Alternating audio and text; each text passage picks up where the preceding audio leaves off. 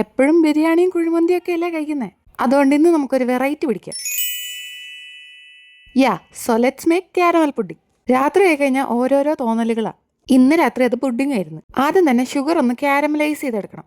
ഈ ഒരു golden brown കളറാണ്, കരിച്ച് കളയരുത്. ഞാൻ 2 വട്ടം ക്യാരമലൈസ് ചെയ്ത് അതാണ് ഇങ്ങനെ ഇരിക്കുന്നത്. ഇതിലൊന്നും നമ്മൾ തളരരുത്. ഇനി അത് നേരെ ഫ്രിഡ്ജിൽ കൊണ്ട് വെച്ചോ, എന്നിട്ട് ബ്രെഡ് എടുത്തുകൊണ്ട് വാ. ഞാനിവിടെ ഒരു 6 ബ്രെഡ് എടുത്തിട്ടുണ്ട്. നിങ്ങൾക്ക് വേണേൽ അതിൽ കൂടുതലും എടുക്കാം. എന്നിട്ട് അതെല്ലാം പിച്ചിക്കീറി ഒരു ജാറിലോട്ട് ഇടുക. പിന്നെ ഫ്ലേവറിന് വേണ്ടിയിട്ട് 2 ഏലയ്ക്ക, പിന്നെ 2 കോഴിയുടെ മുട്ട വേണം. മുട്ട പൊട്ടിക്കുമ്പോൾ സൂക്ഷിച്ച് വേണം. തൊണ്ടൊന്നും അതിനകത്തോട്ട് വാരി ഇട്ടേക്കരുത്. ആവശ്യത്തിന് പാലും കൂടെ, ആവശ്യത്തിന് മാത്രം എടുക്കുക. പിന്നെ പഞ്ചസാര ഇടാൻ മറന്നു വരുത്. ഞാൻ പഞ്ചസാര ഇട്ടു, പക്ഷേ എൻ്റെ ക്ലിപ്പ് എടുക്കാൻ വേണ്ടിയിട്ട് മറന്നുപോയി. ഇത് കഴിയുമ്പോഴത്തേക്കും തന്നെ നമ്മൾ ഫ്രിഡ്ജ് വെച്ച സംഭവം എടുത്തോണ്ട് പോരും. ഇതൊന്ന് അരിച്ചൊഴിക്കുന്നതായിരിക്കും നല്ലത്. ഞങ്ങൾ പിന്നെ രാത്രിയിലാണല്ലോ ഉണ്ടാക്കിയത്, പിന്നെ സമയമില്ലാത്തതുകൊണ്ട് ഞങ്ങൾ അതേപോലെ അങ്ങ് വെച്ചു. അതേപോലെ ഒഴിച്ചെന്നോർത്തും പ്രശ്നമൊന്നുമില്ല കേട്ടോ.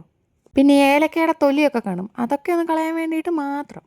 ഇവിടെ എത്തിയപ്പോഴാണ് ഞാൻ പെട്ടുപോയത്. ഈ സംഭവം ഞാൻ എങ്ങനെയൊന്ന് അപ്പച്ചമ്പിലോട്ട് കയറ്റും. പിന്നെ ഞാനും കുഞ്ഞേറ്റയും കൂടെ എന്തൊക്കെയോ കാണിച്ച് അതിനെ അപ്പച്ചമ്പിലോട്ട് കയറ്റി.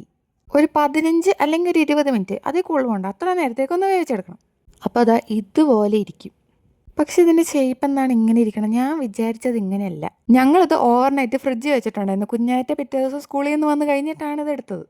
അല്ലെങ്കിൽ അവളെൻ്റെ തല വിട്ടുപോയി. പിന്നെ എനിക്ക് വീഡിയോ എടുത്തു തരാനും വേറെ ആരുമില്ല. നമ്മൾ സ്വന്തമായിട്ട് എന്തെങ്കിലും ഒരു സംഭവം പരീക്ഷിച്ചിട്ട് അതങ്ങ് സക്സസ് ആകുമ്പോഴത്തേക്കും ഒരു പ്രത്യേക മനസ്സുഖവും ഒരു പ്രത്യേക തരം കോൺഫിഡൻസ് ഒക്കെ വരും.